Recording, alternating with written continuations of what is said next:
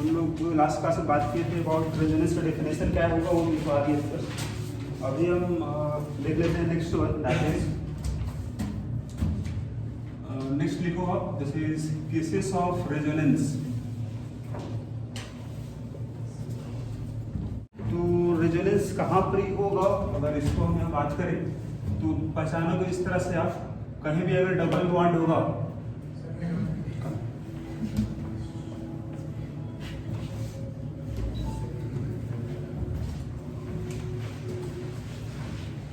तो रेजोनेंस कहाँ पे देखने को मिलेगा आपको। पहला पार्ट होगा अगर कहीं भी डबल बॉन्ड होगा और उसके बगल वाले एटम में अगर प्लस चार्ज होगा या नेगेटिव चार्ज होगा या फिर लोन पेयर होगा या फिर एक इलेक्ट्रॉन होगा या फिर डबल बॉन्ड या फिर ट्रिपल बॉन्ड। डबल बॉन्ड होना मस्ट है। डबल बॉन्ड के बगल वाले कार्बन पर एटम पर plus charge minus charge lone pair एक इलेक्ट्रॉन डबल बॉन्ड या ट्रिपल बॉन्ड अगर ये कहीं मिलेगा तो वहां रेजोनेंस होगा। सेकंड केस क्या होगा, अगर ट्रिपल बॉन्ड है यहाँ भी रेजोनेंस होगा। ट्रिपल बॉन्ड अगर होगा बगल वाले में प्लस चार्ज माइनस चार्ज एक लोन पेयर होगा एक इलेक्ट्रॉन डबल बॉन्ड या फिर ट्रिपल बॉन्ड, यहाँ भी सेम होगा। थर्ड अगर हम बात करें तो ए में होगा आपके पास लोन पेयर या फिर बोलो नेगेटिव चार्ज, दोनों में से कोई होना चाहिए, और बगल वाले एटम पे क्या होगा प्लस चार्ज। तो यहाँ पे रेजोनेंस आपको देखने को मिलेगा।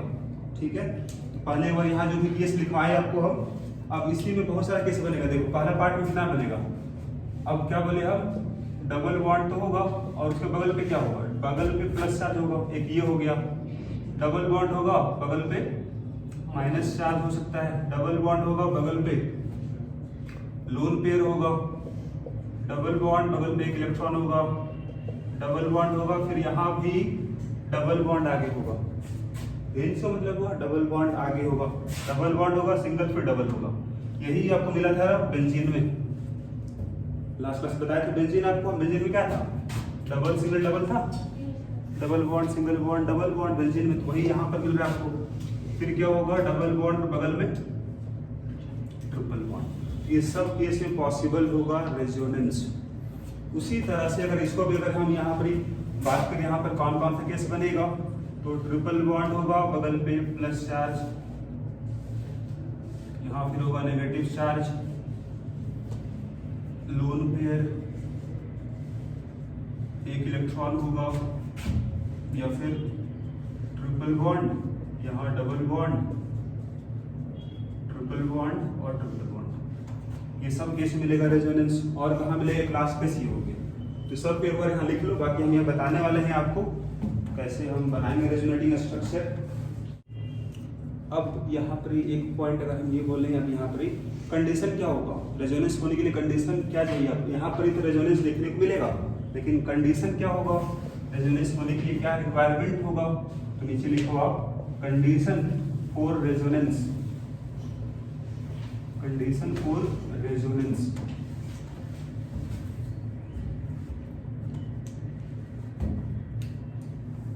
रेजोनेंस तभी होगा जब सारा एटम एक प्लेन में होगा। जैसे अगर यही बात करें हम कि तीनों एटम अगर एक प्लेन में होगा तभी यहाँ रेजोनेंस हो रहा है। अभी हम बताएंगे कि यहाँ पर एक प्लेन में होगा, वहां से भी लिंक आ जाएगा आपको बॉन्डिंग वाले से, sp2 हाइब्रिडाइजेशन होगा तो सारा एक प्लेन में आएगा, हम बताएंगे अभी। लेकिन अभी यहाँ बात लिख लो इस वाले केस में। अब resonance is possible, resonance is possible, resonance is possible if all atoms are in same plane, if all atoms are in same plane, if all atoms are in same plane। आप ये बोलो, ये मतलब जहां तक एक प्लेन में होगा वहीं तक रेजोनेंस होगा, वहीं तक पाई इलेक्ट्रॉन क्या होगा डीलोकलाइज होगा। जहां तक आपके पास एक प्लेन होगा वहीं तक होगा, अगर उसके आगे अगर प्लेन अगर नहीं होगा, एक प्लेन अगर नहीं होगा तो वहाँ रेजोनेंस नहीं होगा।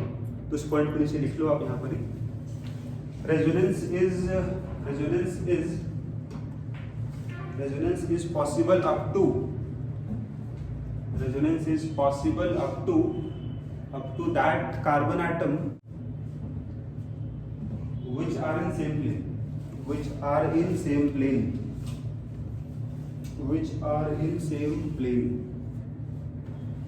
एक प्लेन से अगर बाहर हट जाएगा, अगर प्लेन में अगर नहीं होगा आइटम, तो हमारा रेजोनेंस पॉसिबल नहीं होगा। अभी हम बताएंगे वैसे क्यों होगा, बाकी जो कंडीशन लिखवाना था हमको आप यहाँ लिख चुके हैं कंडीशन क्या होगा।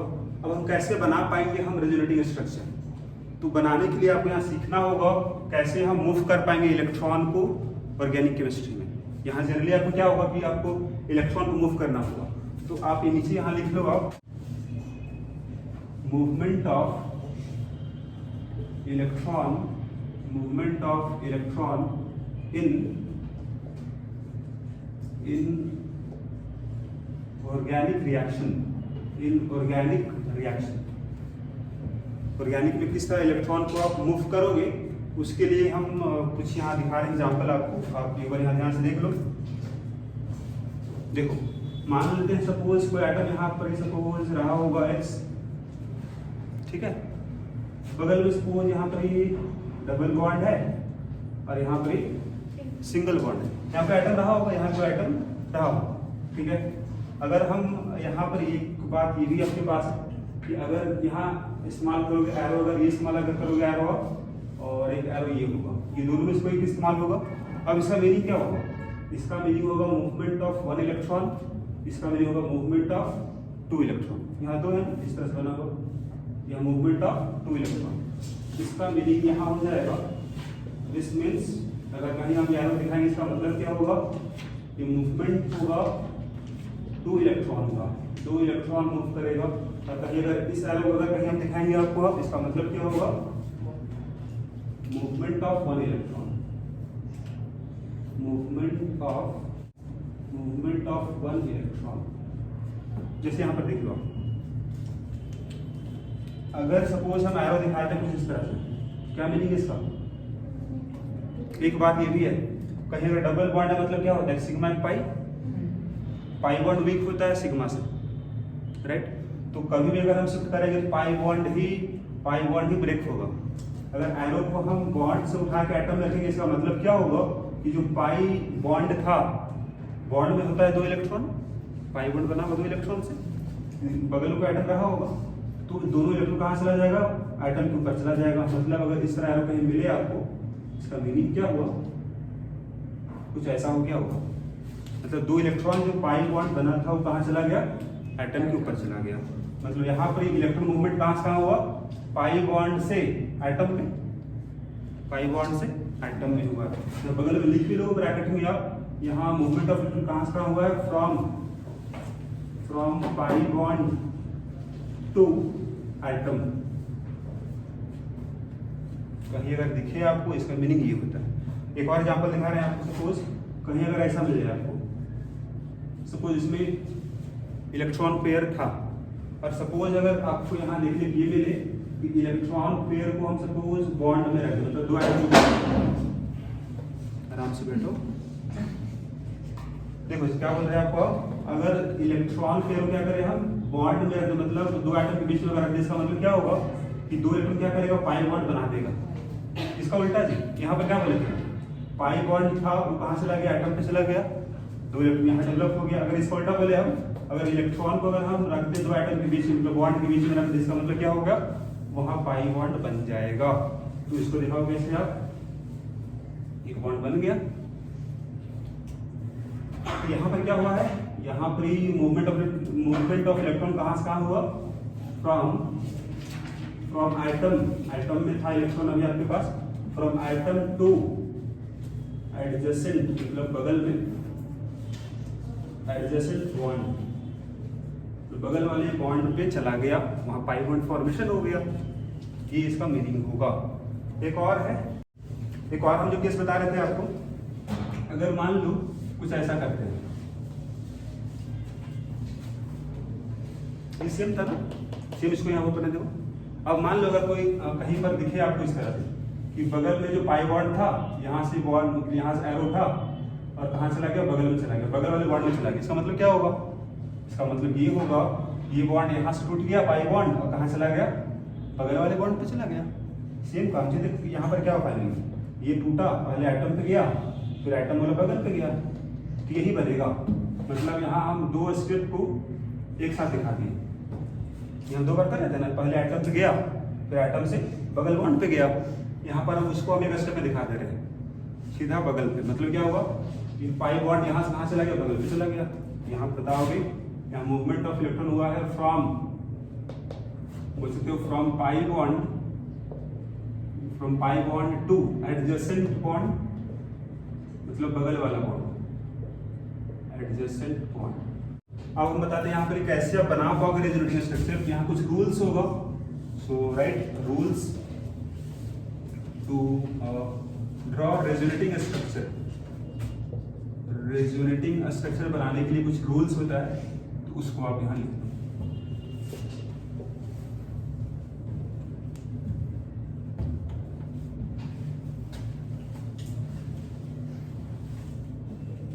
पहला रूल क्या होगा, लिख लो आप। ऑल रेजोनेटिंग स्ट्रक्चर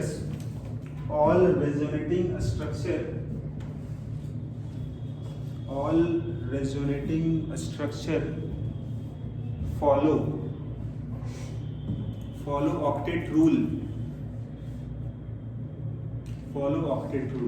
अब ऑक्टेट रूल क्या था, ऑक्टेट रूल क्या बताया, केमिकल बॉन्डिंग में था। क्या था ऑक्टेट रूल, मतलब जनरली आपका बाहर वाले सेल में कितना इलेक्ट्रॉन बनेगा, 8 इलेक्ट्रॉन बनेगा, 8 से ज़्यादा इलेक्ट्रॉन नहीं करना। अगर कार्बन हुआ, कार्बन 4 ही बॉन्ड बनाएगा, 4 मतलब 8 इलेक्ट्रॉन हो गया, 5 बॉन्ड नहीं बनाएगा कार्बन। ठीक है, यही इसका मीनिंग हो गया। अब एक सेकेंड पढ़ने यहाँ लिख दो आप, position of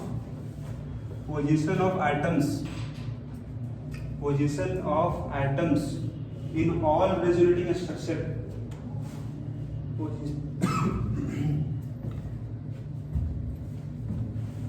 Position of atoms in all resonating structure should be same.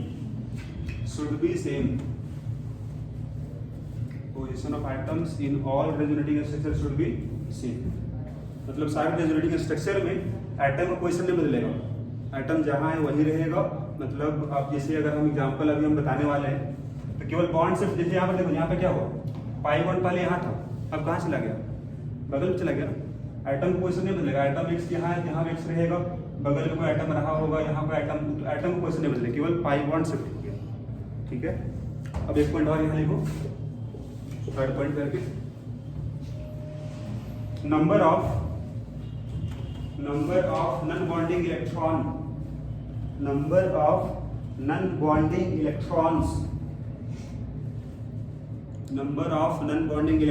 should be same। Number of non-bonding electrons should be same in all resonating structure।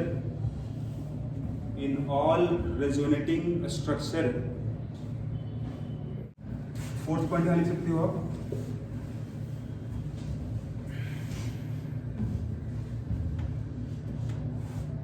तो यहाँ पर ये फोर्थ पॉइंट होगा हम लोग, this is energy of real structure, या फिर इसी का नाम क्या होगा, दिस इज रेजोनेंस हाइब्रिड, दोनों सेम होता है। तो एनर्जी ऑफ रियल स्ट्रक्चर और resonance hybrid is less than all resonating structure। जितना भी बनेगा आपका स्ट्रक्चर, सबसे कम एनर्जी होगा रियल स्ट्रक्चर का, तभी वो स्टेबल रहेगा। जिसका कम एनर्जी होगा वो ज़्यादा स्टेबल होता है, उल्टा रिलेशन होता है स्टेबिलिटी का और एनर्जी का।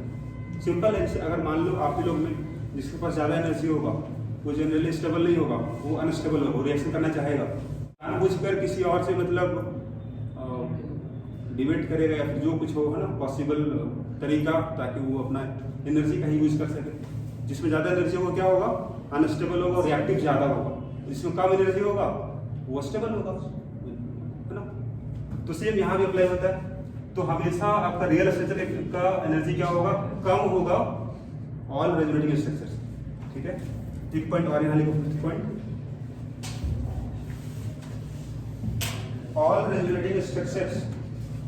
all resonating structure contribute all resonating structure contribute to resonance hybrid, contribute to resonance hybrid। इसका क्या मीनिंग होगा?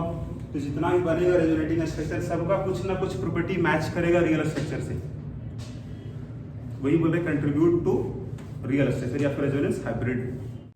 एक पॉइंट और यहाँ लिखते हैं, next point, higher will be stability of resonating structure, higher will be stability of resonating structure, more will be its contribution to resonance hybrid, more will be its contribution to resonance hybrid or real structure, resonance hybrid or real structure। जितना ज्यादा stable होगा resonating structure उतना ज्यादा similar होगा real structure से, वही बोल रहे हैं जितना ज्यादा स्टेबल होगा उतना ज्यादा कंट्रीब्यूट करेगा रेजोनेंस हाइब्रिड को या फिर रियल स्ट्रक्चर को। ये कुछ जो पॉइंट्स था ये सबको हम लोग देखने वाले हैं अभी एग्जांपल की मदद से, ठीक है। तो जो भी हमको बताना था, जो थ्योरी था इसका हम बता चुके हैं आपको, बस हमको अब जानना है कैसे हम बना पाएंगे रेजोनेटिंग स्ट्रक्चर और कौन ज्यादा स्टेबल कौन कम, इसको पहचानना हमको, ठीक है। क्वेश्चन यहाँ होगा आपके पास, this is draw resonating structure, draw resonating structure. तो यहाँ कुछ हम क्वेश्चन के फॉर्म में बता रहे हैं, देखिए जैसे CH2 double bond CH2 plus, second है जैसे CH2 double bond CH2 minus CH2 double bond CH2 double bond CH double bond CH2।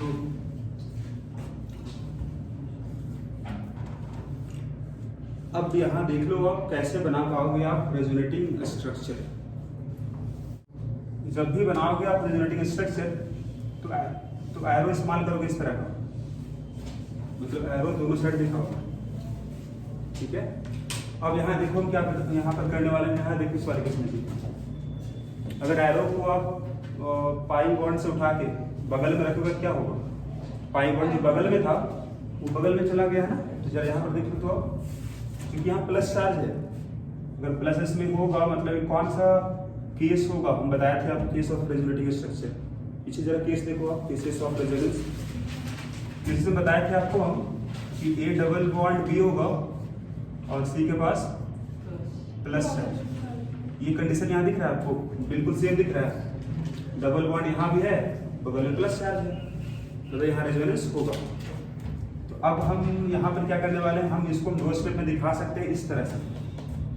पहले पाई बॉन्ड को तोड़ेंगे, यहाँ आ जाएगा इलेक्ट्रॉन पेयर, फिर उसको हम बगल में बॉन्ड बनाएंगे, या फिर एक स्टेप में हम ये करेंगे जो आपके लिए इजी हो।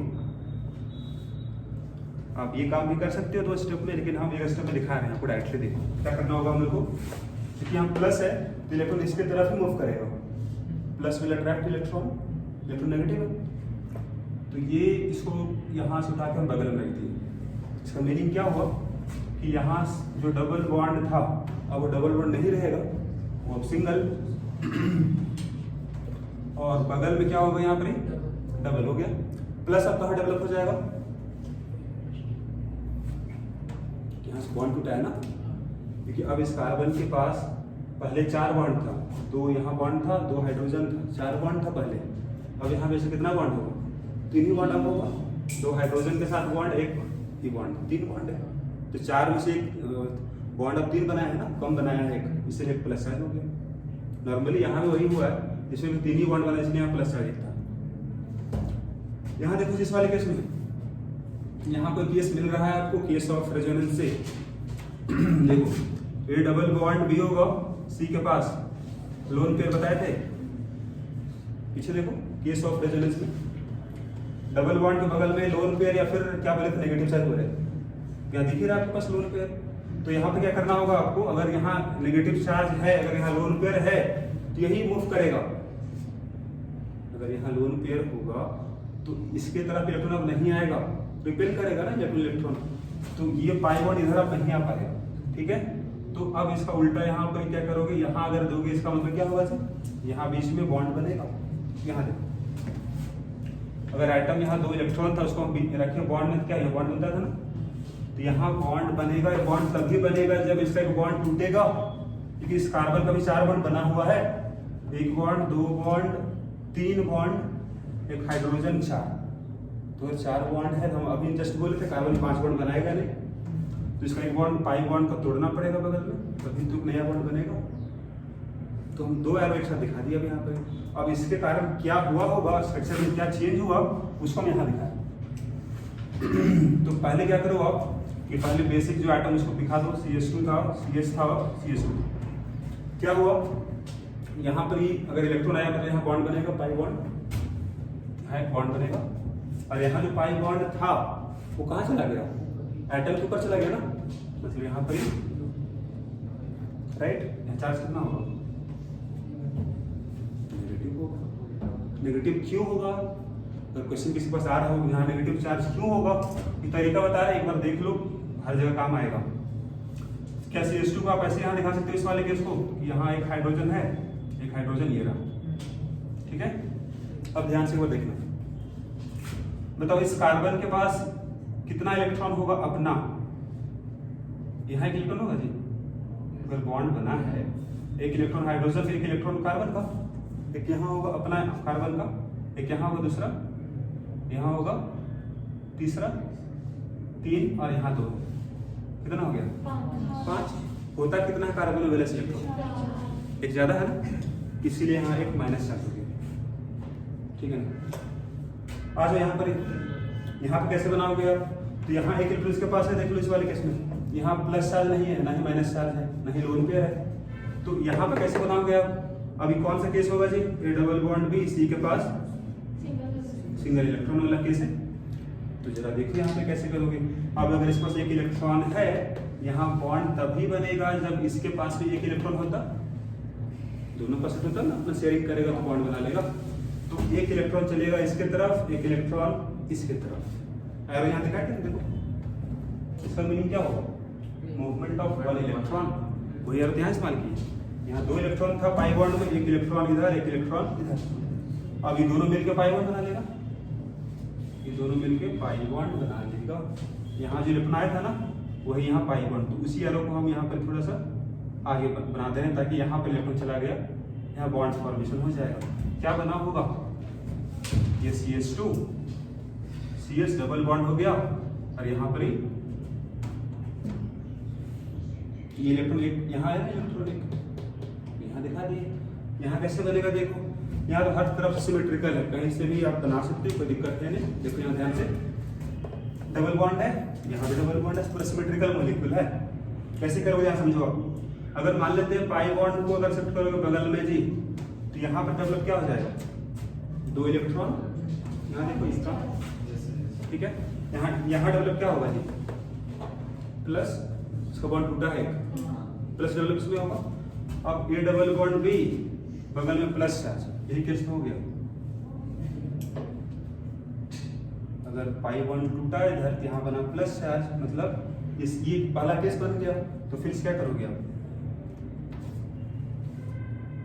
जो काम यहाँ किए थे हम लोग वही काम यहाँ कर दिए।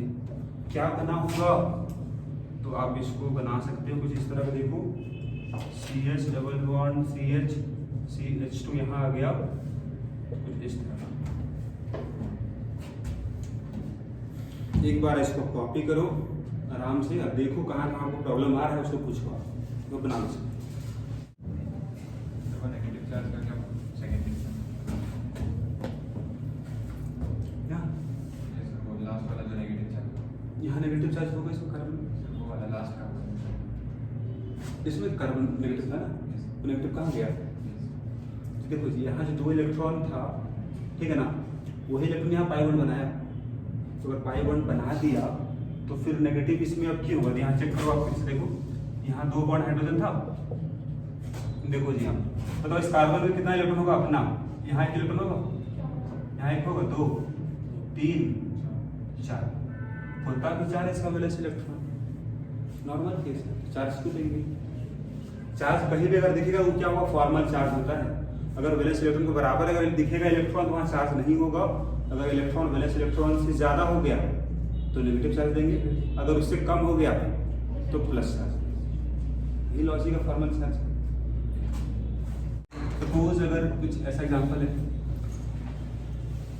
CH3 CH double bond CH there is CH2 plus. आपको बताना है इसका रिजल्टिंग स्थिति क्या बनेगा।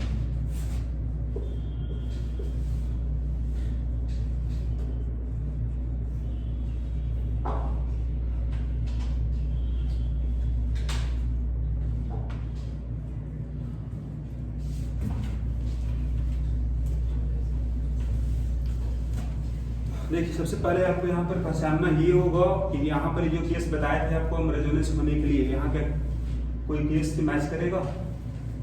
केस क्या बताए थे आपको? ए डबल बॉन्ड बी होगा, डबल बॉन्ड होना मस्ट है, उसके बगल पे क्या होना चाहिए? Plus charge, minus charge, lone pair, एक इलेक्ट्रॉन, डबल बॉन्ड या ट्रिपल बॉन्ड। डबल बॉन्ड है यहाँ पर डबल बॉन्ड है और बगल पे देखो प्लस चार्ज है। मतलब ये जो पार्ट है मॉलिक्यूल का, यहाँ रेजोनेंस देखने को मिलेगा because of this condition, right? Double bond भी है, बगल में प्लस चार्ज भी है। जो काम पीछे किए तो वही काम यहाँ भी करना होगा, यहाँ से तो मतलब है नहीं, ठीक है? तो पिछला केस में हम क्या बताए थे आपको, अगर प्लस है क्या करेगा, इलेक्ट्रॉन को अपनी ओर अट्रैक्ट करेगा ही। तो ये जो पाई इलेक्ट्रॉन यहाँ पर ही है, बगल में आ जाएगा, तो क्या बना होगा? CH3 होगा, CH यहाँ सिंगल हो गया, यहाँ डबल बॉन्ड बन गया, यहाँ पर चार्ज क्या होगा? देखिए, बन सकता है ऐसा? बिल्कुल बनेगा। अब बात करें सेकंड वाले में। सेकंड वाले में यहाँ देखो डबल बॉन्ड है और यहाँ पर ये लोन पेयर है बगल में। कंडीशन है, केस है, कोई मिल रहा है, डबल बॉन्ड होगा और बगल पे होगा लोन पेयर। बिल्कुल मैच हो रहा है पिछला केस, मतलब जो बताया था केस ऑफ रेजोनेंस। तो अब यहाँ पर अगर लोन पेयर है तो लोन पेयर ही शिफ्ट होगा बगल में, हम बोले भी थे इलेक्ट्रॉन अपने और अट्रैक्ट नहीं करेगा लोन पेयर। खुद इलेक्ट्रॉन है नेगेटिव, पाई बॉन्ड तो इलेक्ट्रॉन ही वहाँ पर ही है। तो अब शिफ्ट कौन होगा? लोन पेयर ही शिफ्ट हुआ करता था। अब यहाँ 3 लोन पेयर है, तीनों शिफ्ट नहीं करोगे, शिफ्ट एक ही होगा। कितना भी लोन पेयर हो, शिफ्ट एक ही होगा, एक ही पाई बॉन्ड बनेगा। एक स्टेप, ठीक है? एक एरो दिखाना है, यहाँ पर एक एरो दिखाओगे इस तरह से, दोनों के बीच में मतलब क्या हो, यहाँ बॉन्ड बन गया। बॉन्ड तभी बनेगा जब इसका बॉन्ड टूटेगा, तो इसका एक बॉन्ड को तोड़ना भी होगा, बिना तोड़े नया बॉन्ड नहीं बनेगा।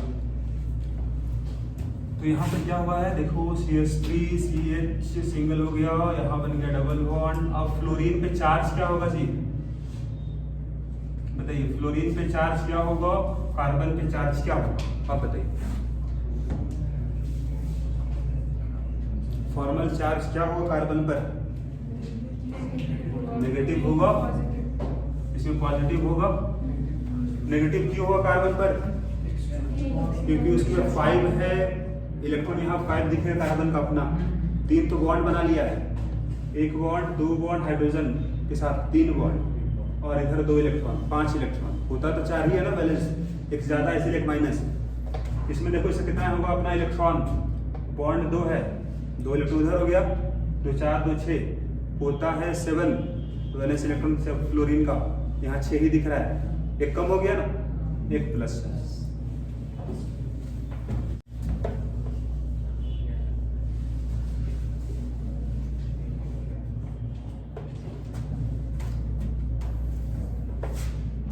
पहले बताइए यहाँ पर फॉर्मल चार्ज क्या होगा,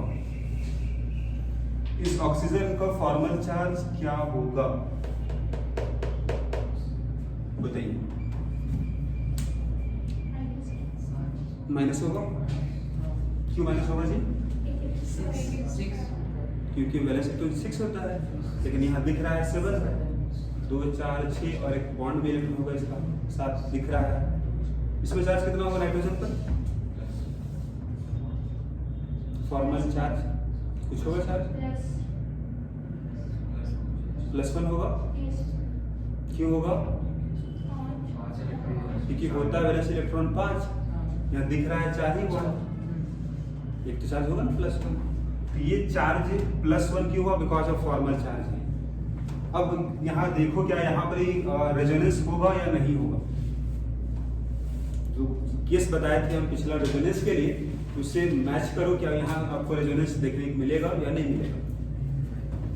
पहले तो ये पहचानना होगा, पहले केस जो लिखवा है तो उससे मैच करो। यहाँ केस दिख रहा है आपको, डबल बॉन्ड दिख रहा है यहाँ पर कहीं पर, डबल बॉन्ड है। डबल बॉन्ड के बगल में क्या बोले थे? सिंगल बॉन्ड भी है, राइट। फिर उस आइटम में क्या plus charge minus charge lone pair है, यहाँ लोन पेयर, तो कंडीशन दिख रहा है। मतलब यहाँ पर पॉसिबल होगा और इस वाले पार्ट पे होगा, राइट। क्या होगा देखो, अगर यहाँ लोन पेयर होगा तो लोन पेयर ही शिफ्ट कर देते हैं। Yes sir. बगल वाले बॉन्ड पर यहाँ बॉन्ड बन जाएगा। अब एक बॉन्ड तभी बनेगा जब एक पुराना बॉन्ड टूटेगा, तोड़ देना है। अगर नहीं तोड़ते ना तो नाइट्रोजन में बनता 5 बॉन्ड, पहले 4 बॉन्ड बना हुआ है, एक नया बॉन्ड बनता 5 बॉन्ड। 5 बॉन्ड तो बना है नहीं, 5 का मतलब कितना इलेक्ट्रॉन हो गया? 10 इलेक्ट्रॉन हो गया। 10 तो रहेगा नहीं। Nitrogen belong to second period, उसमें 8 ही इलेक्ट्रॉन रह सकता है अकॉर्डिंग टू ऑक्टेट रूल। तो अब यहाँ पर क्या हुआ बना है उसको देखते हैं। तो ये बन गया,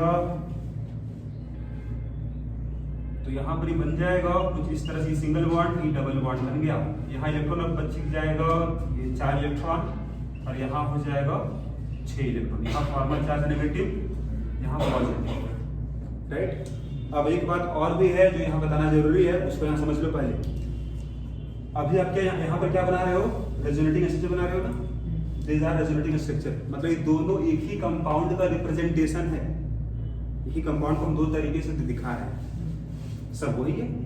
तो अगर हम बोले आपको इसका रेजोनेंस हाइब्रिड क्या होगा, इसका रियल स्ट्रक्चर क्या होगा, तो अगर हम बनाए पहले वाले के लिए हम बताए आपको इसका रेजोनेंस हाइब्रिड क्या होगा, तो देखिए यहाँ ध्यान से CH3 बनाओगे, फिर क्या था CH था और CH2। ध्यान से पर देखना, इसका प्लस एस पहले इस कार्बन में था ना, अब उसका प्लस कहाँ चला गया है? बीच वाले चला गया है। मतलब प्लस चार्ज इसका एक जगह नहीं है, डीलोकलाइज्ड है, मतलब वो कार्बन पे बटा हुआ है। मतलब प्लस चार्ज जो इसका है वो यहाँ भी कुछ पार्शियल प्लस होगा और पार्शियल प्लस कुछ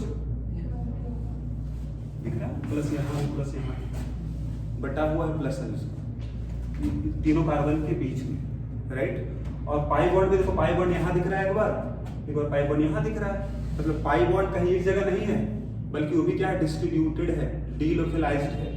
लोकलाइज्ड नहीं बल्कि डीलोकलाइज्ड है। मतलब पाई बॉन्ड यहाँ पर क्या दिखाना होगा आपको? पार्शियल दिखाना होगा।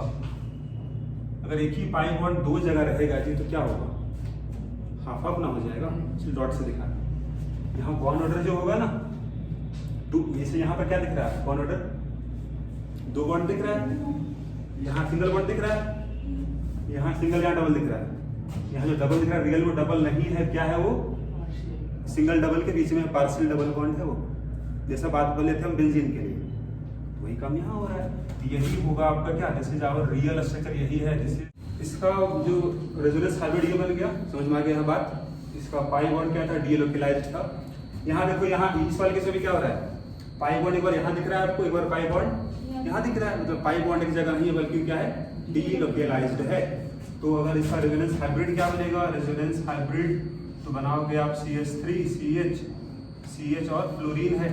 पाई बॉन्ड कहाँ कहाँ होगा? तो बटा हुआ है ना, इसके बीच में डिस्ट्रीब्यूटेड है, डीलोकलाइज्ड है, तो ऐसे दिखाओगे। This is our resonance hybrid.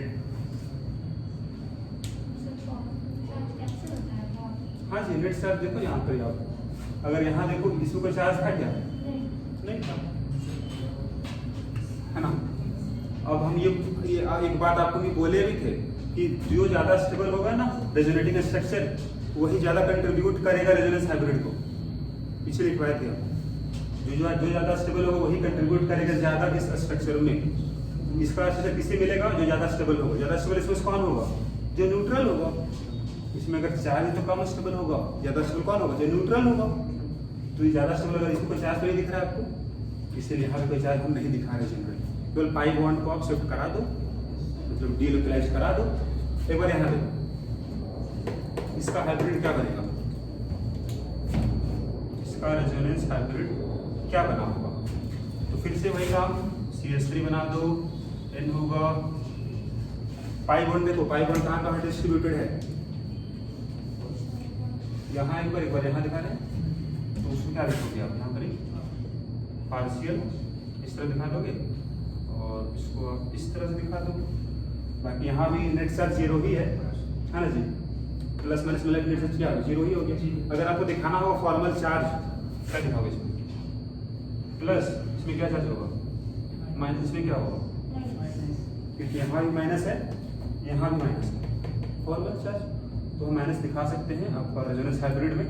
और इस पे चार्ज क्या होता है, नाइट्रोजन पे प्लस होता है, दोनों जगह प्लस ही है, प्लस दिखा दें। बस समझना आपको है कि पाई बॉन्ड क्या होगा, डीलोकलाइज हो जाएगा और चार्ज भी डीलोकलाइज हो जाएगा बिकॉज ऑफ रेजोनेंस।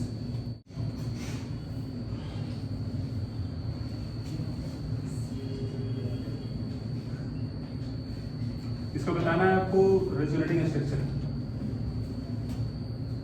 एक बात यहाँ नोट करना आप लोग कि अगर पाई बॉन्ड है और उसी में अगर लोन पेयर भी है जी, यहाँ पाई बॉन्ड है दोनों बीच में लोन पेयर भी है, तो अगर पाई बॉन्ड भी है उसके ऊपर अगर लोन पेयर है या फिर प्लस चार्ज है या फिर एक इलेक्ट्रॉन है, तो हमेशा आप देखना रेजोनेंस या फिर कंजुगेशन देखना पाई बॉन्ड का। अगर किसी दो एटम में अगर पाई बॉन्ड है और उस एटम में अगर प्लस चार्ज भी है माइनस चार्ज भी है अगर, या फिर लोन पेयर है एक इलेक्ट्रॉन है, तो हमेशा रेजोनेंस किसका दिखाएंगे हम लोग, पाई बॉन्ड का। तो वही यहाँ पर हम देख लेते हैं। देखिए बताइए इसमें से कौन ज्यादा इलेक्ट्रोनेगेटिव है, carbon nitrogen which is more electronegative, which is more electronegative. ठीक है, तो इलेक्ट्रोनेगेटिव होगा तो इसके तरफ ही शिफ्ट होगा इलेक्ट्रॉन, बेटर होगा। तो इसके तरफ शिफ्ट करा दोगे तो यहाँ डबल चार्ज क्या होगा जी, प्लस होगा। डबल बॉन्ड के बगल में प्लस चार्ज, केस तो मिल ही रहा है ना। क्या बनेगा इसका, तो ये बन जाएगा CH3 CH सिंगल हो जाएगा, यहाँ CH double bond C double bond N, और यहाँ हो जाएगा दो लोन पेयर, यहाँ चार्ज होगा नेगेटिव, यहाँ चार्ज होगा पॉजिटिव।